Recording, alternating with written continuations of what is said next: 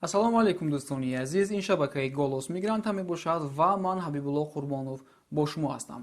Дӯстони азиз, мо имрӯз оиди якчанд масъалаҳои барои муҳоҷирон хело муҳим суҳбат мекунем. Яке аз ин масъалаҳо ин аст, ки Путин як қонуни нав барои муҳоҷирон баровард рӯзи 12 ноябр ва ҳамчунин масъалаи мушкилоти муҳоҷироне, ки аз Беларусия, яъне сарҳади Беларусияро мегузаранд, ба онҳо мигратсионная карта наметиҳанд ва дар шиносномаҳояшон печат намезананд. Оё ин ғайриқонунӣ аст ё қонунӣ? Дар ин масъала каме суҳбат мекунем.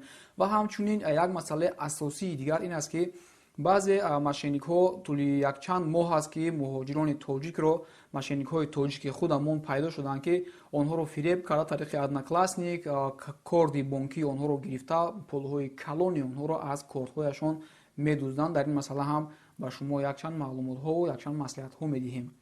пеш аз оғоз намудани мавзӯъҳоямон, ман ба шумо ширкати даворо, ки бо доруҳои гиёҳиаш бисёр машҳур аст, ба шумо тавсия медиҳам. Масалан, барои хунукзадагӣ ва простатит онҳо ба шумо равғани хелбаро пешниҳод мекунанд, ки хело давобахш аст, ва ҳамчунин барои фарбеҳ шудан, барои вазн гирифтан ё барои нағз намудани иштиҳо ба шумо ман доруе, ки Самиун One ном дорад, инро пешниҳод мекунам. ва барои тоза намудани дохили организми худ, яъне ки аз кирмҳо, паразитҳо, микробҳо ба шумо пешниҳод мекунам аз Сенолро. ва ҳамчунин барои мардҳое, ки вақтҳои охир аз мардонагии худ кам шикоят доранд, ба онҳо тавсия медиҳам Epimedium Pasta. хуб дӯстони азиз, ба ин рақамҳо занг занед, то ин ки ин доруҳоро дастрас кунед. ин нафароне, ки ба ин корҳо сару кор доранд, тоҷикҳои худамон ҳастанд ва ба тамоми гӯшаю канори дунё тариқи почтаи Русия ба шумо равон мекунанд, ҳатто ба Тоҷикистон низ.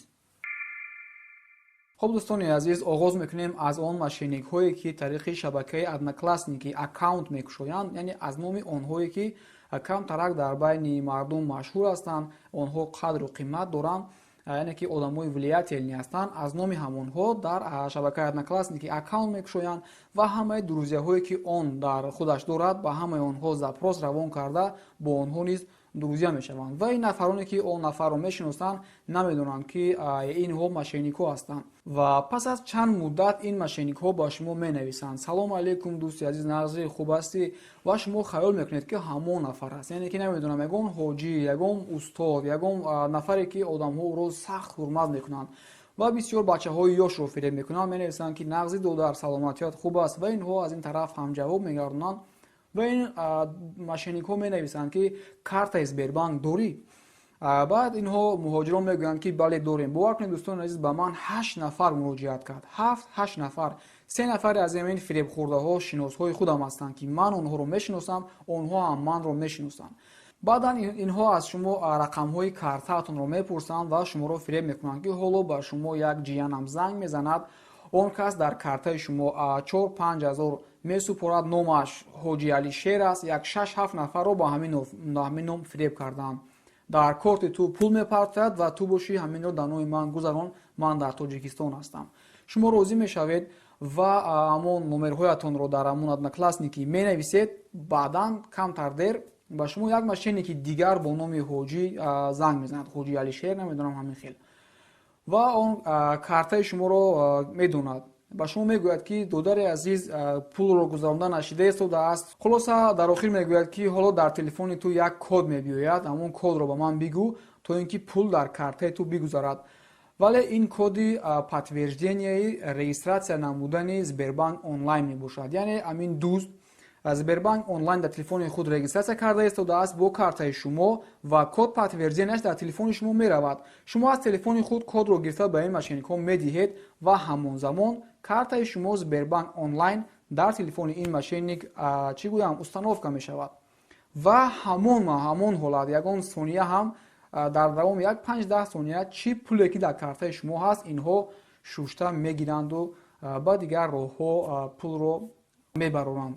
барои ҳамин аз ҳамаи шумо эҳтиромона хоҳиш мекунам, ки агар касе ба шумо дар шабакаи одноклассники, дар Viber, намедонам дар куҷое ки навист ва аз шумо рақами картаатонро пурсид, рақами картаро додан ин ҷои хавфаш нест, вале агар аз шумо код мепурсад, коде ки дар телефони шумо меояд, агар мегӯяд ҳамин кодро бидиҳед, ҳатман дӯстони азиз бо онҳо алоқаро қатъ кунед, дигар ба ягон суханҳои онҳо ҷавоб надиҳед, чунки инҳо мошенникҳо ҳастанд. безебиаш ҳамин ки мошенникҳои тоҷики худамон ҳастанд.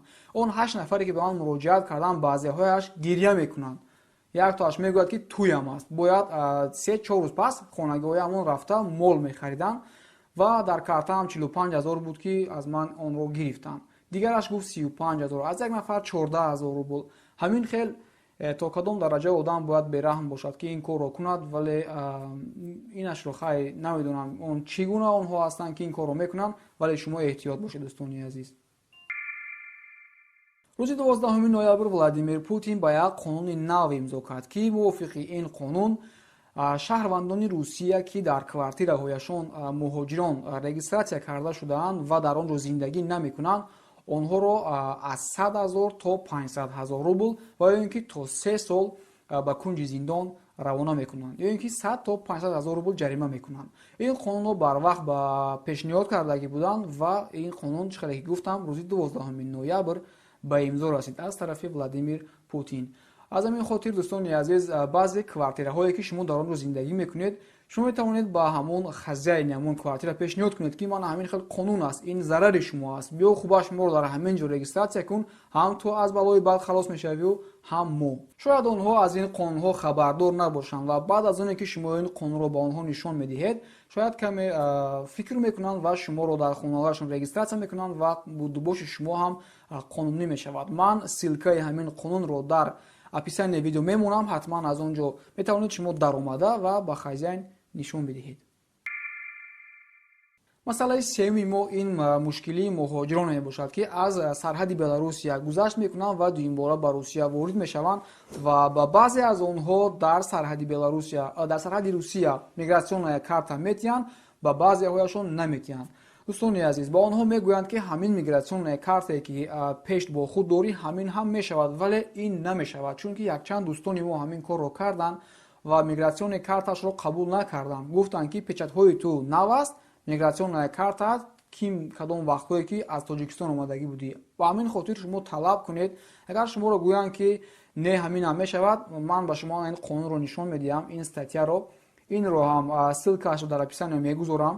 вақте ки шумо аз Беларусия меоеду, шуморо мигратсионная карта намедиҳанд ва шумо аз талаб мекунед, шуморо мегӯянд ки не қонунӣ ҳаст ҳамин ҳаракатҳои онҳо, шумо ба ҳамин ссилка даромада ба онҳо нишон диҳед ки мана статья, мувофиқи мана ҳамин статья шумо бояд ба мо мигратсионная карта бидиҳед. ва чизи дигар ин аст ки барои РВП, барои вид на жительство, гражданство гирифтан муҳоҷирони моро бештар мегӯянд ки рафта сарҳад гузашта биёед. ба шумо ман тавсия медиҳам ки ба Беларусия наравед, чунки ба шумо 4 печат намезананд. фақат мешавад печати Русия баромад ва ба Русия даромад. бояд шуморо кадом давлате ки меравед печати он ҷоро ҳам бизананд. масалан агар шумо Қазоқистон меравед, ба шумо 4 печат мезананд. аз Русия баромад, дар Қазоқистон даромад, аз Қазоқистон баромад, дар Русия даромад. 4 печат мешавад, вале Беларусия ин корро намекунад. дар вақти гирифтани РВП ва шаҳрвандӣ гирифтан ҳамин чиз барои шумо зарарҳои худро меорад. ба ҳамин хотир хубаш ба Беларусия наравед. онҳое ки РВП мекунед ё ин ки вид на жительство ё шаҳрвандӣ мегиред, барои патент гирифтан, барои дигар корҳо бошад, марамад рафтан гиред. хуб дӯстони азиз, ин буд хабарҳои имрӯзаи шабакаи Голос Мигранта. дар шабакаи мо ҳатман обуна шавед ва наворҳои моро лайк гузоред ва ба ёру дӯстони худ равон кунед, то онҳо низ аз хабарҳои муҳоҷират огоҳ бошанд. хайр дӯстони азиз, ба шумо саломатӣ ва барори кор мехоҳем то наворҳои оянда.